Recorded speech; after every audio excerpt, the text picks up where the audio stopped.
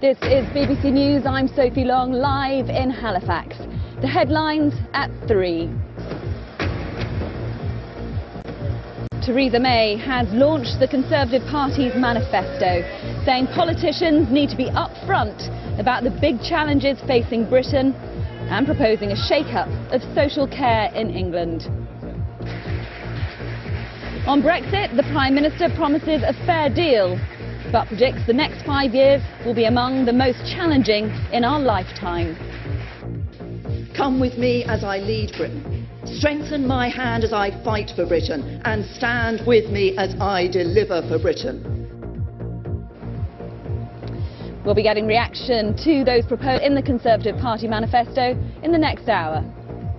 And I'm Ben Brown. The other main stories this hour. A former FBI boss is brought in to investigate Russia's role in the US election and its ties with Donald Trump, as the president says he's being subjected to the biggest witch hunt against a politician in American history.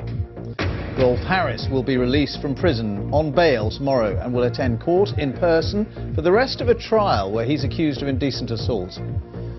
Police launched an investigation into an unusually high rate of baby deaths and collapses at the Chester's main hospital. And it's all in the packaging, the everyday items that recyclers say are impossible to deal with.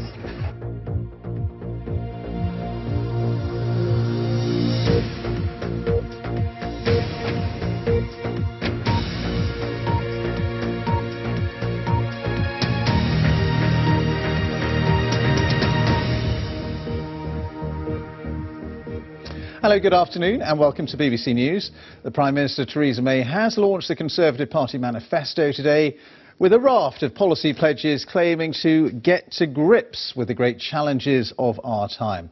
Well, it includes major changes to social care in England. For the first time, the value of property would be included in the means test for care at home. Mrs May pledged changes to our state pensions. She said there'll be a new double lock system when the current triple lock expires in 2020. There's also a promise for an increase in NHS funding for England by a minimum of £8 billion in real terms over the next 5 years. On Brexit, Mrs May warned that if a government failed in the negotiations, the consequences would be dire. There were also new measures to curb immigration. Well, my colleague Sophie Long was at the launch of the Conservative Party manifesto in Halifax. Sophie, over to you. Thank you very much, Ben. Good afternoon. Yes, this former mill in Halifax in the northwest of England was where the Prime Minister chose to unveil the Conservative Party manifesto. Now, in it, she restated the Conservative Party pledge to reduce net immigration to what she calls sustainable levels in the tens of thousands. There was also a big shake-up of the way social care would be paid for in England. But there was also a watering down on the government's guarantee on pensions and an end to the universally paid winter fuel payment. That would be means tested, as would free school meals for infants. Eleanor Garnier has more details. It's the general election she decided to call. Please welcome the Prime Minister, Theresa May. This her pitch to try to persuade you that she is the person to sort out the country's problems. Because it is the responsibility of leadership to be upfront and straight with people about the challenges ahead, about the difficult decisions and trade-offs that need to be made, and the hard work required to overcome the obstacles in our way. And that is what this manifesto does. Theresa May claimed the Conservatives had always been the centre ground, but was this an attempt to redefine what it means to be Conservative? With the right Brexit deal secured, my mainstream government will deliver for mainstream Britain. All those who work hard and make this country what it is. People who have a job but don't always have job security. People who own their home but worry about paying the mortgage. People who can just about manage but worry about the cost of living and getting their children into a good school. Mrs May said she would seek to balance the budget by the middle of the next decade, and pledging billions more for the NHS, she promised to protect the country's public services. The government I lead will build a Britain in which the economy is strong to support world-class public services, with the most ambitious programme of investment in technology and buildings the NHS has ever seen. Record and fair funding for schools, real technical education for young people, and the first ever proper plan to pay for and provide social care. Theresa May has also promised if the Conservatives are elected, the winter fuel allowance worth up to £300 would be means tested. And the pension's triple lock would be reduced to a double lock, with the state pension rising in line with earnings or prices. The minimum 2.5% increase would no longer be guaranteed. Schools in England would be protected from any losses from a new funding formula, but free school meals for all infants would be scrapped for all but the very poorest and replaced with free breakfasts across the primary years. And Theresa May says she will recommit to curb net migration to the tens of thousands. It is right that we want to bring net migration to sustainable levels. We say those are in the tens of thousands because of the impact that uncontrolled migration has on people, particularly at the lower end of the income scale, because it can hold down people's wages, it can mean a displacement of jobs, and also it puts pressure on public services. Theresa May hopes this manifesto shows she's able to take what she calls big and difficult decisions, and perhaps it shows an indication she thinks this is her chance for maximum power and a chance to take over swathes of the country, including parts of Labour's red heartlands, and turn them a new Tory blue. It was Theresa May's decision to call this general election, and she's made the Conservative campaign all about her. This manifesto, then, a very personal test for the Prime Minister. Eleanor Garnier, BBC News, Halifax. Well, one of the main manifesto promises was to tackle the crisis in the cost of social care in England. She said no one would be forced to sell their property to pay for their care in later life, whether they receive that care in their own home or in a residential home. That's not to say, though, that their children wouldn't be forced to do that after they die. That's prompted a former government advisor to call the policy disappointing. Some care workers have said it's a missed opportunity. Sarah Campbell has this report. The population is ageing.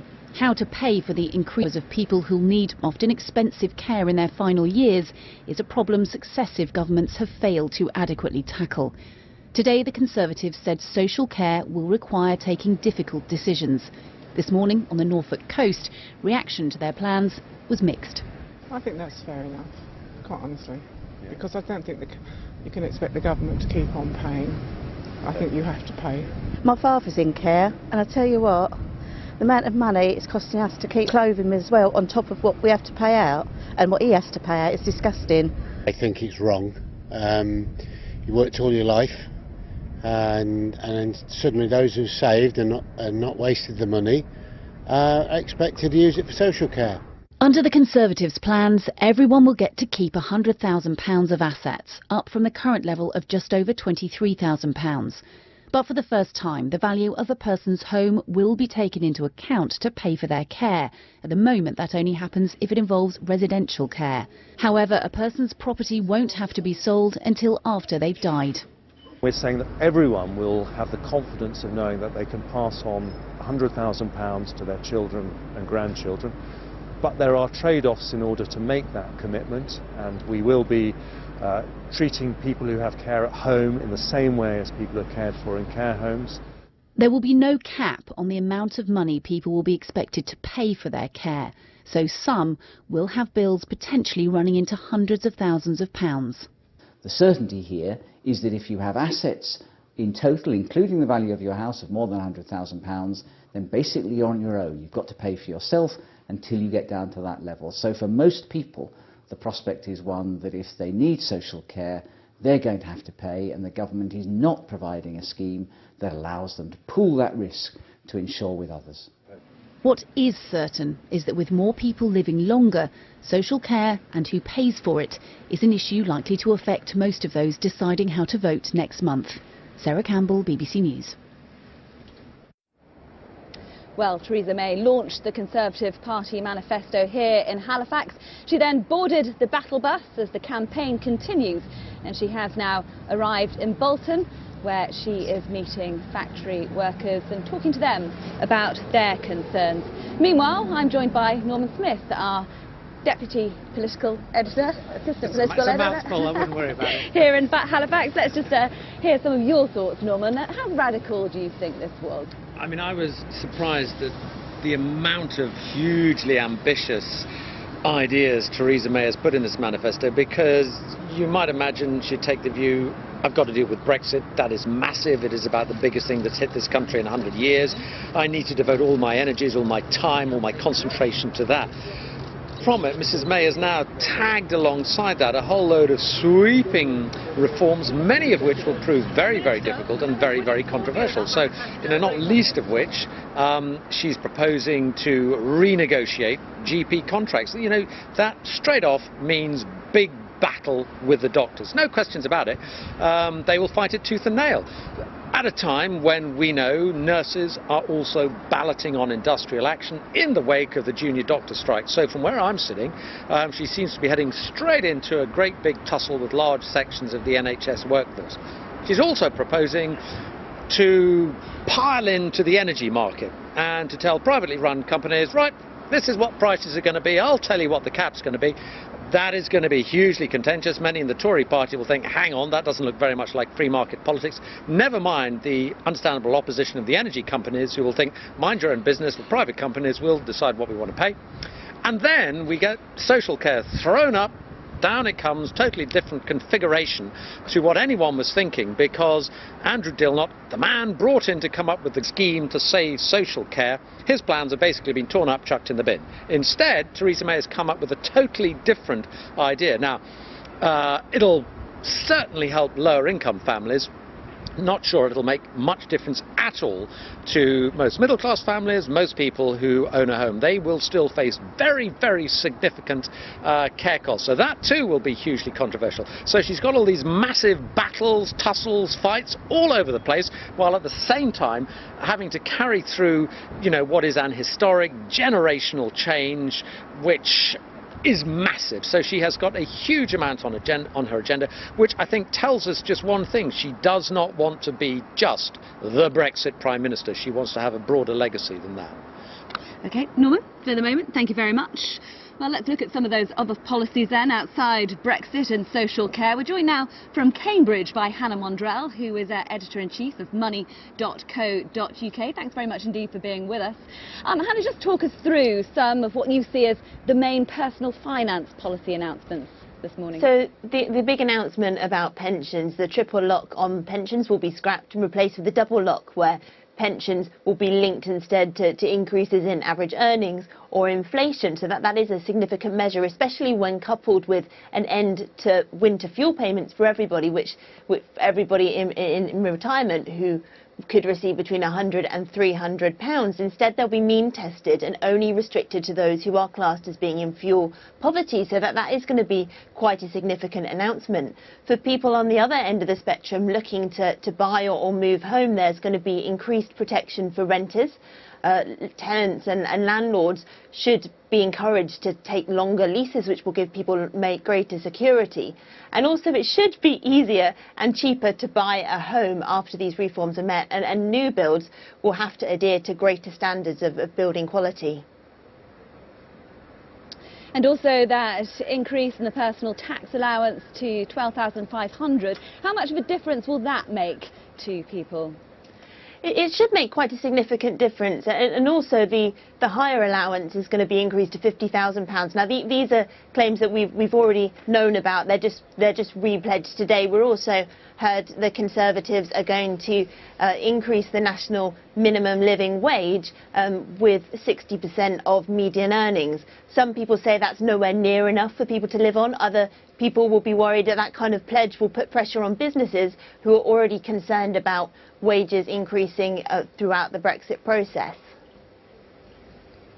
So in terms of personal finances then, how much of a change do you think people would experience if Theresa May is indeed elected on the 8th of June? Well, we've heard a lot about a cap on energy bills, which is expected to help save some people some money. The concern is that other people who are already switching will actually lose out and see their tariffs go up instead. So that could swings and roundabouts measure there. A number of other reviews and crackdowns have been announced. For instance, a ban on letting agents' fees. Subscriptions are going to be reviewed, where they automatically result in you paying more. There's going to be an investigation into telecoms, whether bills should be made clearer, whether you should be informed when your mobile handset has been paid for and actually told about cheaper tariffs that you can switch to. All of these small measures could add up to quite significant savings for households, but we simply don't know the finer details yet and how exactly they would be implemented, so it's very hard to say. OK, Hannah Mondrell, thanks very much indeed for being with us. Well, Theresa May stood here this morning and said she would provide strong leadership and she would also be able to make difficult decisions, because when you look at these policies, while there would be winners, there would also be losers too. We'll have more reaction to the Conservative Party manifesto throughout the course of the afternoon. For now, though, back to you, Ben. Sophie, thank you very much indeed. Sophie Long there for us in Halifax. And we're just going to go through some of the numbers and figures in that Conservative Party manifesto launched today. Chris Morris and the BBC's Reality Check team have been taking a look through the manifesto and looking at the figures behind some of those key promises. So, after weeks of hearing about strong and stable leadership, we finally got some details to look at. But unlike Labour and the Liberal Democrats, the Conservatives haven't so far released their overall costings in a single table, so we're still working on those. There are some headline numbers, though. The Tories now say they plan to balance the budget a little later, by 2025. And they say they plan to increase NHS spending by a minimum of £8 billion in real terms over the next 5 years. So let's just look at a few more specific policies. The social care changes we've already heard about will mean tens of thousands more families have to pay for social care provided at home. But everyone will retain at least £100,000 of their savings and assets, including value in the family home. It's a policy designed to take account of the fact that we are living longer. The Conservatives also want to raise money by means testing the winter fuel allowance, ensuring that payments go only to the least wealthy pensioners. The scheme costs about £3 billion a year at the moment. Means testing it could save about half of that. One revenue-raising measure that both Labour and the Lib Dems have promised, of course, is an increase in income tax, not the Tories. If you look at this manifesto, whilst there isn't an absolute promise not to increase income tax and national insurance and so on, what you've got here is a pretty modest set of proposals which probably aren't going to require terribly much in the way of tax increases. One big Conservative promise in the Cameron years was the triple lock on pensions, under which the state pension rises by the rate of inflation, average earnings or 2.5%, whichever is the highest. Theresa May wants to scrap that, losing the 2.5% guarantee. That would give the government more flexibility, but it's impossible to say how much money it might save. Moving to education, the Conservatives want to boost school funding by £4 billion over the course of the next Parliament. One of the ways they plan to raise that money is to scrap universal free school lunches for infants, replacing them with much cheaper free school breakfasts in primary schools. But again, the manifesto contains no precise costing for this. Immigration policy also looms large in Conservative plans. They plan to double from £1,000 to £2,000 the amount companies have to pay to import highly skilled workers from outside the EU. We don't really know how much that might raise. The Conservatives have also reaffirmed their target of cutting overall net migration to less than 100,000 per year. But there will be a cost involved. The Independent Office for Budget Responsibility has estimated that it could cost £5.9 billion to cut annual net migration from about 273,000 now to 185,000 by 2021. That's because of things like a lower tax take and a higher proportion of non-working people in the overall population.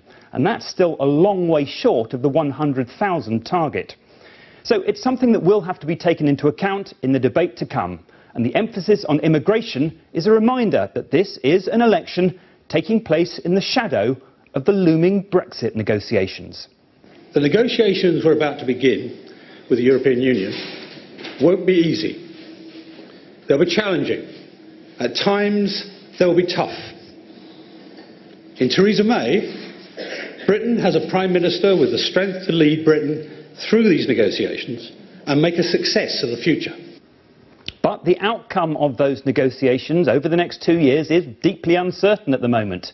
The manifesto reasserts that the Conservatives think no deal with the EU is better than a bad deal. So the EU negotiations will probably do more than anything else in the next Parliament to determine the health of the British economy and the chances for any political party to put their promises into practice. Chris Morris reporting there with BBC Reality Check. Just to tell you also that today at 5:30 on BBC News, we're going to be putting your questions about the Conservative manifesto to Ian Duncan Smith, the former Cabinet Minister and, of course, the former Conservative Party leader. So you can get in touch with us with your questions via Twitter using the hashtag BBC Ask This, or via text. Send your questions to 61124. And you can also email us as well at askthis@bbc.co.uk. So do send us in your questions on anything you like, any of those promises in the new Conservative Party manifesto launched today by Theresa May in Halifax. Now, some news just coming into us, and this is news from the Old Bailey, that a former producer of the television police drama The Bill has been found guilty at the Old Bailey of trying to hire a hitman to kill his wealthy partner. This is David Harris, who had told the jury he was actually researching a novel that he intended to write, but he has been found guilty, 68-year-old David Harris, of allegedly offering around £200,000 to get rid of Hazel Allenson in a fake mugging or carjacking before his arrest in November last year. He told the jury that she was his soulmate, that he would never want any harm to come with her, but the jury was sent out to begin deliberating on Thursday morning, in fact, and has now returned a verdict of guilty. So Duncan Kennedy, our reporter, will be bringing us the latest from the village of Amberley in West Sussex, which is where David Harris is from. In the United States, President Donald Trump has said that he is facing the biggest witch hunt against a politician in American history. Mr. Trump's angry tweet follows news of the appointment of the former FBI chief, Robert Mueller, to lead an independent inquiry into alleged Russian interference in last year's election. Politicians on both sides of Congress have welcomed the decision, which took the White House by surprise, as Richard Galpin reports. These are the darkest days so far for Donald Trump, whose brief, chaotic tenure at the White House is steadily being engulfed by allegations of inappropriate links with Russia. Director, if you would please rise. So much so that a former FBI director, Robert Mueller, has now been called in to lead the growing investigation into the allegations. He is seen as an independent outsider and has been welcomed by both Democrat and Republican politicians. It's very positive that the administration is taking this seriously. It's good news. I don't believe it was necessary. I don't, as a general rule, believe in special counsels. I think they can go off on their own. Having said that, I have a lot of confidence in Bob Mueller. So if there has to be a special counsel, they made an excellent choice. At the root of all this is the alleged collusion between Trump's campaign team and Russian officials during and after last year's US election. In February, Trump's national security advisor, Michael Flynn, had to resign because he'd lied about his contacts with Russia. The next day, it's now emerged, the president allegedly asked the FBI director, James Comey, to drop the investigation into Mr. Flynn, allegedly saying, "I hope you can see your way to letting this go." But in March, Mr. Comey went public for the first time about the broader FBI investigation. And on May the 9th, he was sacked, with Mr. Trump saying it was his decision and that this Russia thing with Trump, as he put it, was a factor.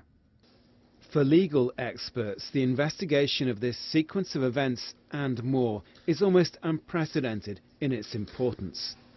It's hard to think of a more consequential investigation when we're talking about the presidency and we're talking about potential foreign influence into our elections. We're talking about whether or not President Trump potentially has committed obstruction of justice. Mr. Trump denies all the allegations and has gone on the offensive today, describing the appointment of a more independent head of the investigation as the single greatest witch hunt of a politician in American history. For now, he faces a long wait before the investigation reaches any conclusions. And in the meantime, global financial markets have been falling in response to the crisis, putting yet more pressure on the president. Richard Galpin, BBC News. Back now to the launch of the Conservative Party manifesto today. And one of the policies that is pretty central to that manifesto, immigration. So let's just talk you through some of those plans. And the Conservatives planning to double from £1,000 to £2,000 the amount that companies have to pay to import highly skilled workers from outside the European Union. And also a promise to reduce annual net migration to the tens of thousands, but no target date given for that. Joining us now from Westminster, Alt Mehmet from the Migration Watch Group, a think tank calling for reduced levels of immigration to the United Kingdom. So what do you make of that promise then? We've heard it before, of course, in the past, a promise to reduce annual net migration to tens of thousands. Is that something you would welcome? I do welcome it. I think that what they've proposed is a good, sound basis for bringing net migration down. And in fact, that's what people want. I suspect that over the coming weeks, the one question that most candidates are going to be asked when they knock on doors is, what is your party going to do about immigration? So I do welcome it. I think it's perfectly sensible to continue to bear down on immigration and get it down to sensible levels. Bear down on immigration, but at the same time we do hear a lot of cries from various companies, businesses, the National Health Service that they need immigrant labour. Look, yesterday we saw the latest employment figures. The year to March this year, there were 150,000 more from the EU workers coming here than there were a year ago. Then there were 388,000 all told. So this hasn't dried up.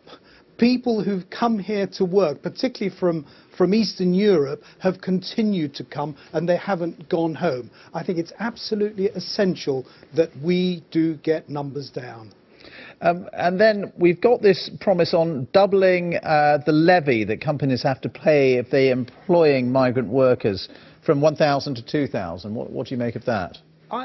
Again, I think that's quite sensible. The one thing that we need to do is encourage employers to train locally. They've stopped doing that, to work towards local labour and attract them with perhaps a bit more money, perhaps with better training and skills. That is what's absolutely necessary, and I welcome the fact that they are being encouraged, employers are encouraged to do that. OK, well, thank you very much indeed for your time. That's Alt Mehmet there from Migration Watch. Thank you very much. Now, let's take you back to that news we were just breaking in the last couple of minutes. A former producer of the TV police drama series The Bill has been found guilty at the Old Bailey of trying to hire a hitman to kill his wealthy partner. David Harris had told the jury he was just researching a novel that he was intending to write. Well, our correspondent Duncan Kennedy is at the village of Amberley in West Sussex, where David Harris lived. Duncan, bring us the latest. Yes, Ben, this really is an extraordinary story. You had the case of David Harris and his partner Hazel Allinson living together in this village over my shoulder here for nearly 30 years. But David Harris had a secret girlfriend that he couldn't afford to keep up with. So what he did was concoct a plan to hire a hitman to kill Hazel, his partner, get his hands on the house they shared in this village, sell it and have the money to pay for the girlfriend. So what he did was try to hire not one, not two, but 3 hitmen to try and kill Hazel Allinson. The problem for David Harris was that the 3rd hitman was in fact an undercover police officer, and David Harris's plot came unstuck. For nearly 30 years, David Harris and Hazel Allinson shared a life together. But Harris had a secret and a problem. The secret was Ugne Chekavichute, a woman he met in a brothel. The problem was he was broke and couldn't indulge her. So Harris decided to try to hire not one, not two, but 3 hitmen to kill his partner Hazel and set up life with Ugne. Hire 3 separate hitmen to kill your partner? It all sounds ludicrous. But that's exactly what David Harris did. His aim was to get rid of Hazel and get his hands on their £800,000 house here in West Sussex. The house was in her name. Hitman number 1 was supposedly Christopher May, a trainee private detective. Harris said he needed him to collect a debt, but then revealed he wanted Hazel killed, offering £250,000, which May refused. So Harris found what he thought was hitman number 2, Duke Dean. Like May, Dean innocently thought the job was about collecting a debt. Instead, Harris offered him £175,000 to kill Hazel. Did you get the impression he was serious about getting rid of Hazel? I was quite stone serious about that. That's what he wanted. That's what he wanted. But Dean tipped off the police, leading them to create hitman number 3 in the form of an undercover officer posing as an assassin. Harris asked him too to kill Hazel. This is a man who basically presented himself as a retired middle-class pensioner who in fact was a very manipulative, conniving and ruthless individual who approached not 1 but 3 individual men and offered them money to have his partner killed. He wanted her dead. He did. David Harris suggested ways the 3 hitmen could kill Hazel, including pushing her off cliffs in Sussex, attacking her in this health club car park, and even poisoning her on a trip to this Chichester hospital. Harris had spent his life in television, making series like The Bill, which Hazel also worked on. His story to the police was that he wanted to be a thriller writer like Frederick Forsyth, who created a hitman in this film. Harris said he wanted to meet hitmen as part of research for his own novel. But the book never existed, he just wanted Hazel dead. His greed and lust, the driving forces behind his triple attempt to have her killed. Duncan Kennedy, BBC News, in Sussex. Well, as you heard there, the book was a complete fiction. There never was any research to try and find a real hitman so he could carry out writing that novel. It was all made up. He actually did want to kill Hazel Allinson and went to all those extraordinary lengths to find not 1, not 2, but 3 people to try and do it. In the end, he failed, and this afternoon, Ben, he was convicted of 3 counts of trying to solicit murder, and he'll be sentenced at a later date. All right, Duncan, thank you very much indeed. Duncan Kennedy reporting there from Amberley in Sussex. All right, we're going to check out the latest weather forecast for you now. Let's cross the newsroom and join Ben Rich, who's there. Hi there, Ben. Thank you. A very good afternoon to you. Compared with the deluge that some of us were experiencing this time yesterday, today has been a generally brighter prospect. We've seen some good spells of sunshine. There have been a few showers around as well. This picture sums it up nicely. This was the picture in St Ives in Cornwall from one of our weather watchers. Shower clouds not too far away. It has been a case of sunshine and the shower clouds bubbling up for most of us. But notice down to the southeast, there is something changing, more in the way of cloud rolling its way in, and that'll be bringing some outbreaks of rain quite erratically northwards across southeastern areas of England into East Anglia through this evening and tonight. The heaviest bursts likely to be to the east of London, some of that rain getting up into parts of Lincolnshire and Yorkshire by the end of the night. Further west, daytime showers fade away to leave clear skies overnight with a few fog patches and perhaps a touch of frost for some. Into tomorrow, another day of sunshine and showers in most places, but across the east coast of England and eventually parts of southeast Scotland, we will see a little bit of patchy rain continuing to flirt, particularly with coastal areas. Temperatures around 11 to 15 degrees. The weekend, no great surprises here. It's a mixture of sunshine and showers. If you want any more details, well, you can join Sarah Keith-Lucas right in half an hour.